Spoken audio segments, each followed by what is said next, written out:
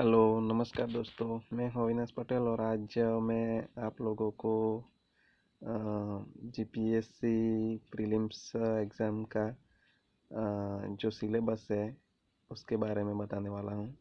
तो आप लोग ये वीडियो को अंत तक देखें ताकि आप लोग को पूरा सिलेबस समझ में आए और आप लोग जीपीएससी क्लास 1-2 की जो प्रीलिम्स एग्ज़ाम आती है उसको क्रैक कर सकते हो। तो ज़्यादा टाइम वेस्ट नहीं करना है और मैं अभी स्टार्ट करता हूँ। तो जीपीएससी का जो प्रीलिम्स की एग्ज़ाम आती है उसका सिलेबस है। तो उसमें दो पेपर्स आते हैं। पहला तो जनरल स्टडीज़ 1 बराबर, जनरल स्टडीज़ 1 का पेपर आता है और दूसरा पेपर रहता है जनरल स्टडीज़ 2। तो ये दोनों पेपर 3 आवर्स के रहते हैं और 3 आवर्स में एक पेपर का 200 मार्क्स और दूसरे पेपर्स का भी 200 मार्क्स, तो टोटल 400 मार्क्स का पेपर रहता है जीपीएससी प्रीलिम्स का। और दोनों पेपर ऑब्जेक्टिव टाइप के रहते हैं। तो आप लोग को ऑब्जेक्टिव में क्वेश्चन रहता है और 4 ऑप्शंस दिए जाते हैं, तो उसमें से आपको कोई भी एक सही आंसर चूज़ करने का रहता है। और ये जो प्रीलिम एग्ज़ाम है उसके बाद उसकी मेंस एग्ज़ाम आती है। तो मेंस एग्ज़ाम का मैं नेक्स्ट वीडियो में बताऊंगा। आज ओनली प्रीलिम एग्ज़ाम के बारे में बताने वाला हूँ और ज़्यादा टाइम नहीं लेने वाला हूँ। ओनली 10 से 15 मिनट में ये सब ख़त्म हो जाएगा। तो आप लोग को पता चल गया होगा कि प्रीलिमिनरी एग्ज़ाम का स्ट्रक्चर क्या है और उसमें कौन से पेपर आते हैं। तो पेपर तो मैंने आप लोगों को बोल दिया। पहला जीएस पेपर 1 और दूसरा जीएस पेपर 2। अभी हम लोग आगे देखते हैं कि जीएस पेपर 1 में क्या आता है और जीएस पेपर 2 में क्या आता है। ओके।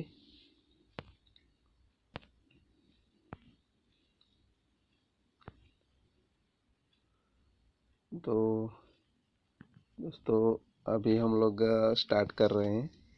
तो जीएस पेपर 1 है, उसमें पहला सब्जेक्ट है हिस्ट्री बराबर। तो ऐसे ये हिस्ट्री टॉपिक ए सेक्शन में आता है।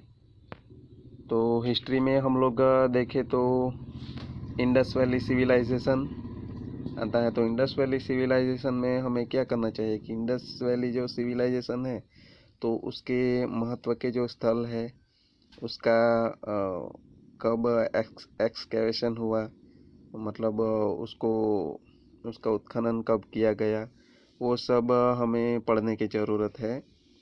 और उसके लिए आप लोग क्लास 11-12 की जो एंशियन हिस्ट्री की एनसीईआरटी की बुक्स हैं वो पढ़ सकते हैं बराबर।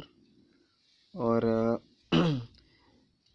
आप लोगों को प्रीलिम्स एग्ज़ाम क्रैक करना हो तो आप लोग उसके लिए पहले तो अगले 2-3 साल के प्रीलिमिनरी एग्ज़ाम के पेपर्स देखें ताकि आप लोग को पता चल जाए कि कौन से टॉपिक में से ज़्यादा क्वेश्चन निकलते हैं।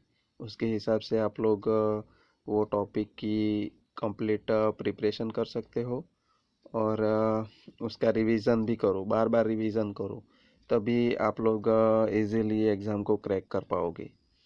और मेरा मानना है कि एग्ज़ाम को क्रैक करना हो तो हमें लिमिटेड सोर्स यूज़ करके उसका मैक्सिमम टाइम रिवीजन करना पड़ता है, तभी हम लोग क्रैक कर सकते हैं।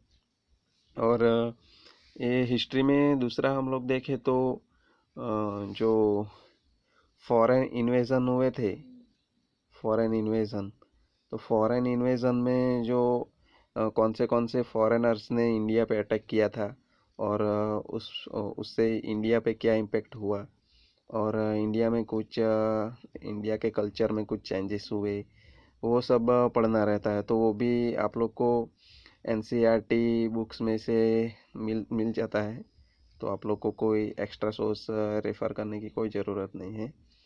और प्रिलिमिनरी पॉइंट ऑफ व्यू से देखा जाए तो इंडस वैली सिविलाइजेशन में से भी ज़्यादा क्वेश्चंस आते हैं, तो इंडस वैली सिविलाइजेशन पे भी आप लोग फोकस कर सकते हो।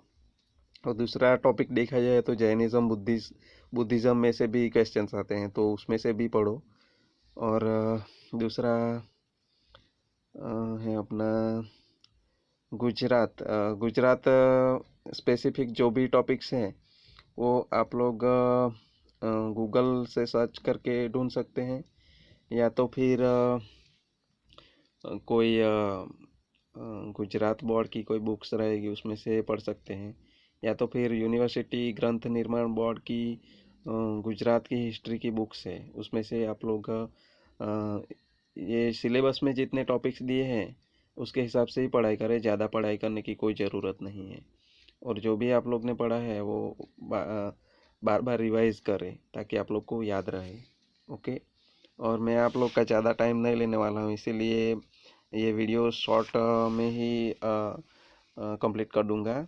और अगर आप लोग को ऐसा लगे कि आप लोग को डिटेल वीडियो चाहिए और ज़्यादा इन्फॉर्मेशन चाहिए तो आप लोग वीडियो देख के वीडियो की कमेंट्स में लिखना, ताकि आप लोग के लिए मैं अलग से कुछ नया डिटेल एनालिसिस वाला वीडियो बनाऊँ। ओके, चलो आगे हम लोग देखते हैं। दूसरा हमारा टॉपिक है कल्चर हेरिटेज। तो कल्चर हेरिटेज में क्या है कि जो गुजरात स्पेसिफिक जो भी कल्चर है उसके लिए आप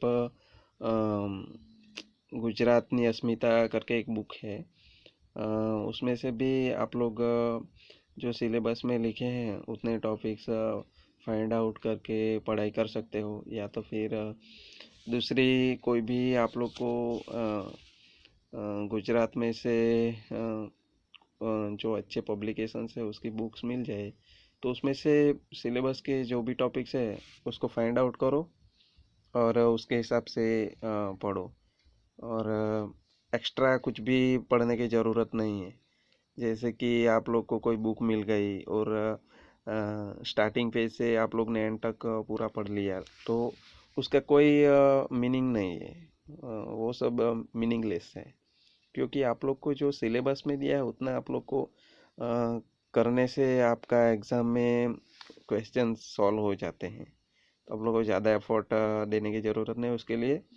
और कल्चर स्पेसिफिक कल्चर में क्या है कि कल्चर के क्वेश्चंस कहीं से भी आते हैं, मतलब हम लोग ने पढ़ा रहता है लेकिन कभी कभी ऐसे क्वेश्चंस आते हैं कि हम लोग को आंसर नहीं भी आता है। तो मतलब माय पॉइंट ऑफ व्यू आप लोग को कल्चर की पढ़ाई तो करनी चाहिए लेकिन कल्चर पे ज़्यादा इनपुट नहीं देना चाहिए, क्योंकि इसका आउटपुट रेशियो बहुत कम है। ओके। और दूसरा टॉपिक है C, constitution, polity, social justice and international relations. तो इसमें क्या है कि जो अपना इंडिया में जो गीता बोली जाती है, लक्ष्मीकांत जो इंडियन पॉलिटी की बुक है, तो उसमें से भी आप लोग ये पूरा इसके जो सिलेबस में जो जो टॉपिक्स दिए हैं वो कवर करके आप लोग पढ़ाई कर सकते हो। और इसमें क्या पढ़ना है, तो इसमें आप लोग को जो बेसिक्स है, ये जो भी टॉपिक्स दिए उसके बेसिक्स है वो आप सभी को पढ़ने हैं, ज़्यादा डीप में नहीं पढ़ना है। और जितना भी सिलेबस में दिया है उतना उसका बेसिक्स पता रहना चाहिए, मतलब कब हुआ और कैसे हुआ, और जो कॉन्स्टिट्यूशन के कुछ प्रोविज़न्स है वो सब पढ़ना ज़रूरी है, बराबर। तो ये सब पढ़ोगे तो आप लोग प्रीलिम एग्ज़ाम तो आसानी से क्रैक कर सकते हो। और मेरा मानना है कि आप लोग को प्रीलिम्स और मेंस की इंटीग्रेटेड प्रिपरेशन करनी चाहिए, ताकि आप लोग की एग्ज़ाम प्रीलिम्स, मेंस और इंटरव्यू तीनों पर्सपेक्टिव से रेडी हो जाए, ताकि आप लोग आसानी से एग्ज़ाम को क्रैक कर सको। और जो करंट अफेयर्स में जो कुछ पॉलिटी रिलेटेड आता है वो भी आप लोग को जो अपना स्टैटिक पोर्शन है उसके साथ रिलेट करके उसकी अलग से नोट्स बनानी चाहिए, बराबर। और जो कॉन्स्टिट्यूशन में जो बेसिक्स है, मतलब हम लोग बोले तो प्रीएम्बल है और फंडामेंटल राइट्स है और डीपीएसपी है, और जो हमारी स्टेट की जो बॉडी है उसका भी हम लोग को नॉलेज उसकी होनी चाहिए। और जो सेंट्रल गवर्नमेंट में भी जो गवर्नमेंट की जो बॉडीज़ है उसके बारे में भी हम लोग को बेसिक्स तो पता रहना चाहिए, तभी हम लोग पॉलिटी में थोड़ा एक्सपर्ट बन सकते हैं और एग्ज़ाम में आसानी से उसके जो क्वेश्चंस आते हैं वो सॉल्व कर सकते हैं। ओके, अभी हम लोग अगला टॉपिक देखते हैं। तो अगला टॉपिक है हमारा जनरल मेंटल एबिलिटी। तो ये सब मैथ्स के क्वेश्चन रहते हैं इसमें। तो इसमें क्या करना चाहिए कि जो जो टॉपिक्स हम लोग को आते हैं उसका हमें बार बार रिवीजन भी करना चाहिए और उसकी प्रैक्टिस करनी चाहिए। तो हम लोग प्रैक्टिस करेंगे तो उसका जो बेसिक्स है वो हमारे ब्रेन में पूरा फिट हो जाएगा, और हम लोग को एग्ज़ाम में भी उसके जो क्वेश्चंस आते हैं वो सॉल्व करना कुछ हार्ड नहीं रहेगा हमारे लिए। हम लोग आसानी से उसको सॉल्व कर सकते हैं। और एग्ज़ाम में क्या है कि हम लोग ने प्रैक्टिस नहीं की रहती है तो हम लोग को आसानी से वो क्वेश्चंस आते नहीं हैं।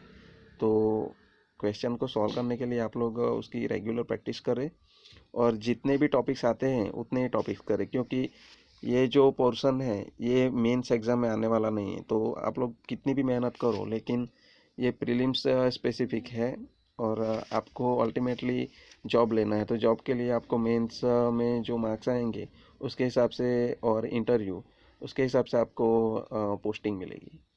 तो आप लोग को प्रीलिम तो खाली एलिमिनेशन टेस्ट के लिए देना है, मतलब आपको मेंस में पहुंचना है। मेंस में पहुंचने के लिए आपको जो कट ऑफ है अगले साल की कट ऑफ्स देखो, उसके हिसाब से प्रिपरेशन करो, तो आपको कितना मार्क्स लाना है वो आपको पता चल जाएगा। ओके, अभी हम लोग देखते हैं अगला टॉपिक। तो अगला में क्या है कि अभी GS1 हमारा ख़त्म हो गया, अभी हमारा दूसरा पेपर है GS2 पेपर, बराबर। तो एक पेपर का हमें 3 घंटा मिलता है और दूसरे पेपर का भी 3 घंटा, टोटल 6 घंटा मिलता है। उसमें हम लोग को पूरा दोनों पेपर सॉल्व करने के रहते हैं। तो इसमें क्या है, उसका GS पेपर 2 में इंडियन इकोनॉमी एंड प्लानिंग, ये उसका पहला सब्जेक्ट है। तो इंडियन इकोनॉमी और प्लानिंग में क्या करना पड़ता है कि हमें इंडियन इकोनॉमी के जो बेसिक्स है उसकी प्रिपरेशन करनी पड़ती है। तो उसके बेसिक्स की प्रिपरेशन में क्या है कि जो क्लास 11-12 की जो NCERT है उसमें जो इस सिलेबस में जो जो टॉपिक्स है उसके जो भी डेफिनेशन है, टर्म्स है, उसके बारे में जो भी कुछ कॉन्सेप्ट लिखे हैं वो कॉन्सेप्ट हमें अंडरस्टैंडिंग करनी चाहिए। और वो कॉन्सेप्ट हम लोग अंडरस्टैंडिंग कर लेंगे तो हम लोग इसके रिलेटेड जो भी करंट अफेयर्स आते हैं उसके साथ हम लोग आसानी से रिलेट कर पाएंगे। और एग्ज़ाम में ऐसे ही क्वेश्चन आते हैं कि जो करंट्स में कुछ भी हुआ होता है इकोनॉमी में उसके साथ रिलेट करके क्वेश्चंस पूछते हैं। तो अगर हम लोग ने बेसिक कॉन्सेप्ट बराबर रेडी किए होंगे तो हम लोग आसानी से क्वेश्चन को सॉल्व कर सकते हैं। तो पहले आप लोग इंडियन इकोनॉमी एंड प्लानिंग के लिए 11-12 की जो NCERT की बुक्स है इकोनॉमी की, या तो फिर GCERT की जो बुक्स रहती है वो पढ़ो और कॉन्सेप्ट क्लियर करो इकोनॉमी में। कॉन्सेप्ट क्लियर हो जाएंगे बाद में आप लोग को करंट अफेयर भी बहुत आसानी से समझ में आने लगेगा। और करंट अफेयर के बेसिस पे इकोनॉमी में ज़्यादा क्वेश्चन आते हैं, तो करंट अफेयर पे भी ज़्यादा ध्यान दो। ओके, अभी अगला हमारा टॉपिक है जियोग्राफी। तो जियोग्राफी में क्या करना पड़ता है कि जियोग्राफी के लिए भी हमें जो करंट में कुछ न्यूज़ में कुछ प्लेसेस आते हैं उसके बारे में भी देखता है रहना पड़ता है। और के सिलेबस में जो भी टॉपिक्स दिए हैं उसके बारे में 11-12 की एनसीईआरटी में जो कुछ भी दिया है वो पढ़ के जियोग्राफी को अंडरस्टैंड करना पड़ता है, तो आप लोग आसानी से वो क्वेश्चन को भी सॉल्व कर सकोगे। तो पहले तो मैं ये बता रहा हूँ आप लोगों को कि आप लोग पहले एनसीईआरटीज़ को कंप्लीट करें और बाद में उसकी कोई भी रेफरेंस बुक रहेगी तो रेफरेंस बुक को पढ़े। और जो कुछ सब्जेक्ट ऐसे हैं कि जिसमें आप लोग को करंट का इतना ज़्यादा वो इम्पैक्ट नहीं रहता है, उस पर ओनली स्टैटिक करना पड़ता है, जैसे कि हिस्ट्री है और जियोग्राफी में भी आप लोग को बेसिक्स आना चाहिए। अभी हम लोग अगला टॉपिक देखते हैं, साइंस एंड टेक्नोलॉजी। तो science and technology specific current affairs पे डिपेंडेड है। साइंस एंड टेक्नोलॉजी में आप लोग करंट अफेयर्स के बेसिस पे भी प्रिपरेशन कर सकते हो और लास्ट 1 ईयर के करंट अफेयर्स देखने पड़ते हैं। और आप लोग ने साइंस एंड टेक्नोलॉजी में बेसिक्स की पढ़ाई की होगी और बेसिक्स आप लोग को आता होगा। आप लोग को ज़्यादा मेहनत करने की ज़रूरत नहीं है। उसके लिए आप लोग को सिलेबस में जो जो टॉपिक्स दिए हैं वो आप लोग एक बार अच्छी तरह से पढ़ लो, रट लो और उसके हिसाब से जो भी करंट अफेयर्स में न्यूज़ आते हैं उसके अकॉर्डिंग नोट्स बनाओ और वो नोट्स रिवीजन करो, रेगुलर रिवीजन करते रहो और तभी आप लोग आसानी से प्रीलिम्स में जो भी क्वेश्चंस आएंगे वो साइंस एंड टेक्नोलॉजी के रिलेटेड होंगे, उसको भी आप लोग सॉल्व कर पाओगे। ओके, अभी लास्ट में ये डी वाला यही टॉपिक है कि current events of regional, national and international importance. तो इसमें भी यही है कि करंट अफेयर्स जो भी नेशनल है, इंटरनेशनल है और हमारा गुजरात का भी कुछ आता है, तो उसके अकॉर्डिंग जो भी वेरी इम्पोर्टेंट जो गवर्नमेंट के पॉलिसीज़ है, प्रोग्राम्स है, उसके रिलेटेड जो भी करंट अफेयर्स रहते हैं तो उसको आप लोग को कंप्लीटली पढ़ना चाहिए। और उसका पूरा डिटेल आप लोग के पास नहीं रहेगी तो चलेगी, लेकिन आप लोग को वो करंट अफेयर्स के बारे में थोड़ा भी बेसिक्स भी तो पता रहना चाहिए, ताकि आप लोग वहाँ पे एग्ज़ाम में वो करंट अफेयर के बारे में कुछ भी आया तो आप लोग आसानी से वो क्वेश्चन को सॉल्व कर पाओगे। तो यही था जीपीएससी क्लास 1-2 प्रीलिम्स 2021 का सिलेबस। और फ्रेंड्स, अगर आप लोग को ये जीपीएससी क्लास 1-2 का सिलेबस की पीडीएफ चाहिए लेटेस्ट, तो मैं आप लोग को वीडियो के डिस्क्रिप्शन में दे दूंगा। और ये एग्ज़ाम के लिए मैंने एक स्पेसिफिक गुजरात रिलेटेड साल 2020 का एक करंट अफेयर का की बुक रेडी की है। तो आप लोग उसको परचेज़ करना चाहते हो तो उसके लिए भी मैं डिस्क्रिप्शन में लिंक दे दूंगा। और उसका मैंने प्राइस ज़्यादा नहीं रखी है, तो कोई भी स्टूडेंट उसको आसानी से अफोर्ड कर सकता है। ओके, तो धन्यवाद फ्रेंड्स वीडियो देखने के लिए, और मेरी इस चैनल के साथ जुड़े रहे ताकि आप लोग को ऐसी इंफॉर्मेटिव वीडियो मिलती रहे। और अगर वीडियो पसंद आया हो तो वीडियो को लाइक करें, चैनल को सब्सक्राइब करें और आप लोग के फ्रेंड्स के साथ ये वीडियो शेयर करें जो जीपीएससी और कोई भी गवर्नमेंट एग्ज़ाम की प्रिपरेशन कर रहा हो, उसको ये वीडियो शेयर करो ताकि वो लोग को भी इंफॉर्मेशन मिले। आज के लिए बस इतना ही। Thank you.